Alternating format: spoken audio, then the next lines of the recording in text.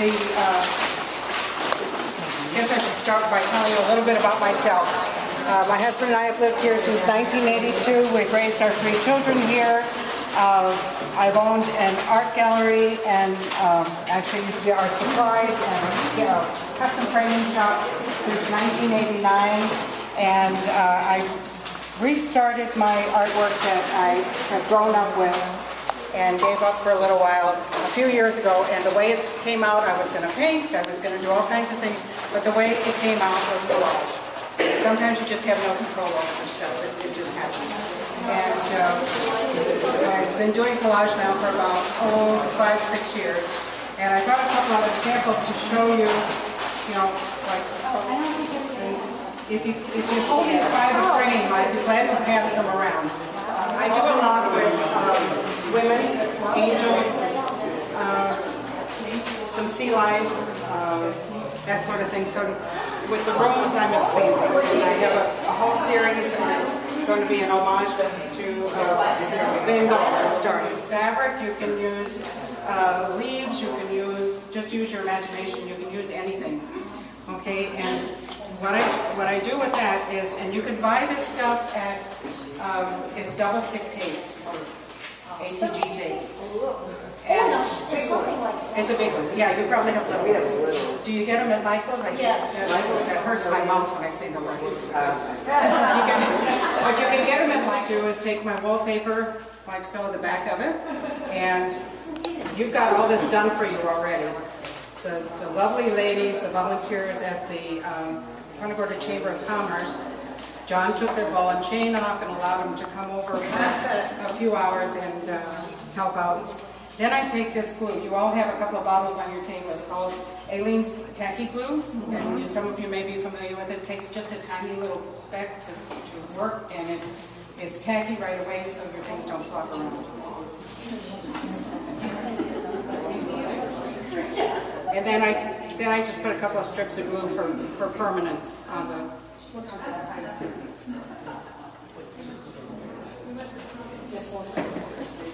And I've sized everything so you would just take that and apply it to wherever you wanted to on your backing board. And then each of your pieces has a little binding that sort of finishes off that seam where the wallpaper and the backing board meet. Then I take my tacky glue again. I cut this, by the way, at an angle. And if you do that, you'll be able to just run it right down so that it makes a nice straight line.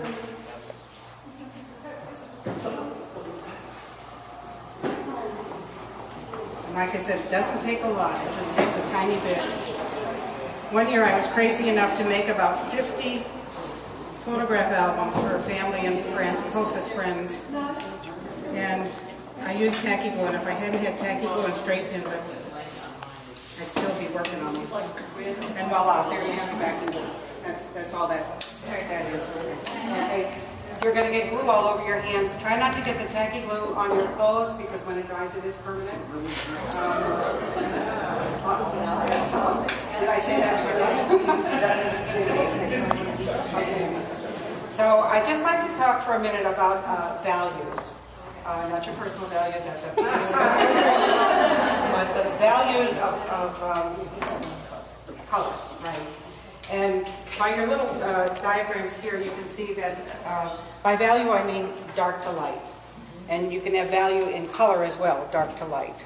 So what normally you do and if you look at these examples here, you'll see the dark leaves are primarily in the back.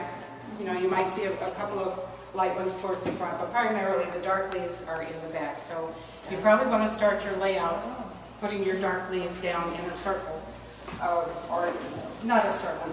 You know, be creative. Throw them around. Throw them out here. Anyway, so put your dark leaves down in a wide opening. Leave an opening in the middle and fill that in with leaves. Okay. So put this point at the bottom, put that point towards the center, but not in the center, just stick out. Okay, so if it has a point on it like that, that goes towards the center. All right?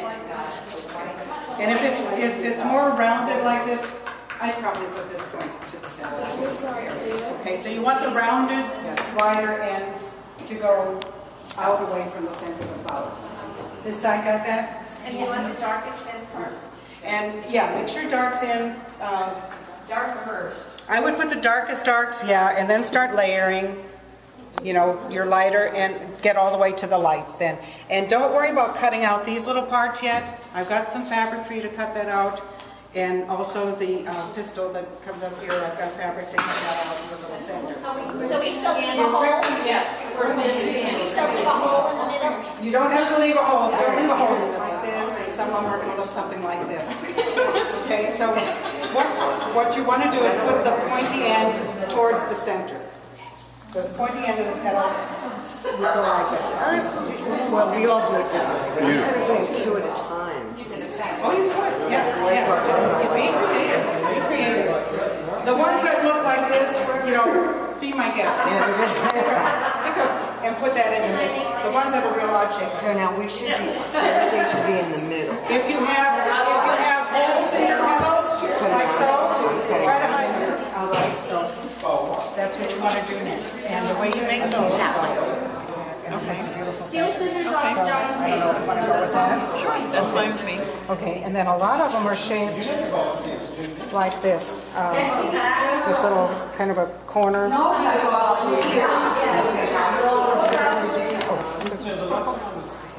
Okay, if you take this little corner here and just cut off the pink part, the little zigzag part, and I would cut off this as well. And then this long, broad part here, okay, make kind of exaggerated zigzags in it. Just cut little triangles out of it.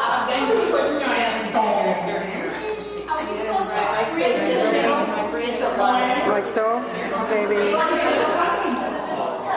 So you, and what I do is, this one's yellow, so it's shades of yellow. So yellow, you know, this, I think the dark center looks very pretty on yours. You might want to do a yellow on yours, maybe even a white on yours would be pretty. You know, but you can, there's a ton of scraps. I'm going to leave you little bunches, more balances. Find anything.